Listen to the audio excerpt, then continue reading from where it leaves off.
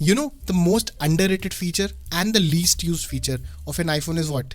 Spotlight search. Just swipe down on your home screen and you can see the Siri suggestions, which changes with time and your usage, and you can open any app directly from there. Search any message, mail, contact, photos, or internet search, and many things. So next time when you want to call somebody, don't go in the phone app and the contacts and then type the name.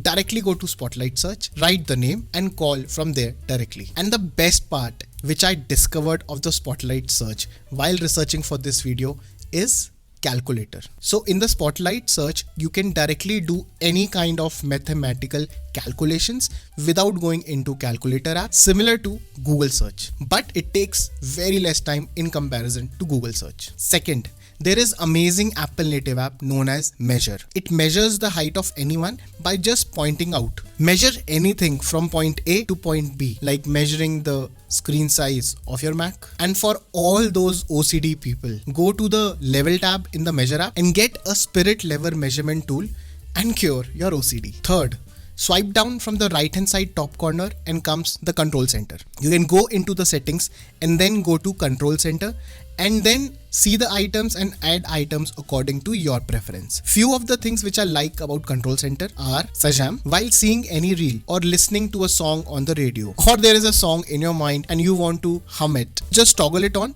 and let it do its work. It will magically tell you which song it is. And the best part of the control center is long pressing any icon will give you multiple kind of options. Like pressing the brightness button will show you the dark light mode, night shift and the true tone. Long press the torch and adjust the brightness level to whatever brightness you want. Get your Apple TV remote and use it. This is something that I use often when I'm not able to find my remote. Click on the ear icon and get the background sound options, live listen and much more. Fourth, you use Safari and don't know this. I've seen people using Safari having n number of Safari tabs open, too lazy to remove them. Or if you want to remove them, do it one by one. A simple hack is long press on the multiple tab option and you can do multiple things like removing all tabs together at one go, shifting the given tab to a different tab group, see your all tab groups and much more. Fifth, you own a Pro Max or a Max phone and you have difficulty in typing with one hand. This you should do. On the keyboard, long press on the globe icon, go to the keyboard settings and activate slide to type.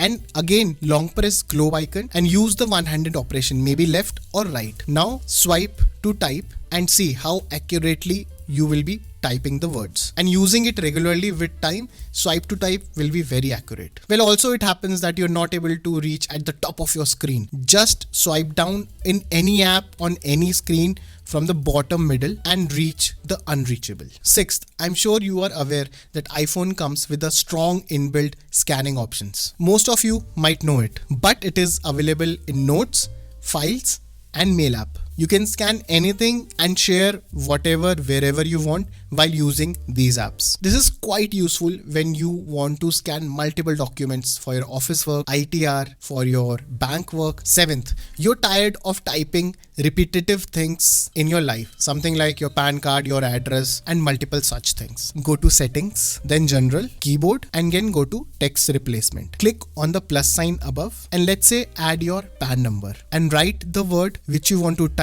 to call the PAN number. So I wrote PAN.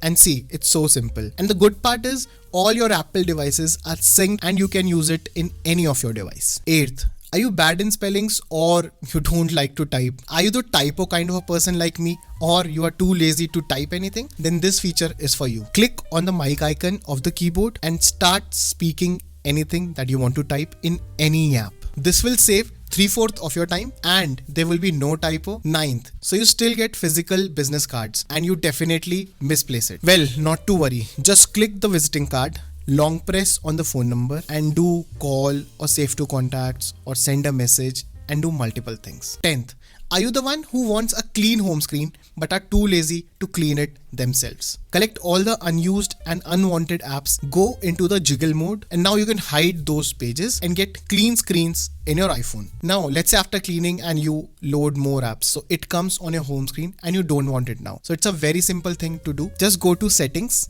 home screen and select app library only. By doing this, any app you load in the future, it will not show on your home screen. It will just show in the app library, and your screen's layout will be clean the way you want. 11th, want to edit your written content accurately? Long press on the spacebar and the keyboard will convert into nice sensitive trackpad. Move around the right place, and if you want to select more than one word, just use your other finger and drag it to select. Also, when you are in Safari or email and you're tired of writing .com, .in, the domain names, you just need to long press the period button and you will get all the domain options available. 12th, are you someone who feels that the iPhone automatic brightness is too bright for you? Or maybe you're using phone in the dark and it feels too much bright at the minimum level as well? Here's a simple tip. Go to the settings, then accessibility, select display and text size, come down to reduce white point, toggle it on and adjust the intensity according to your comfort. There's a long list of tips, tricks and hacks for the iPhone,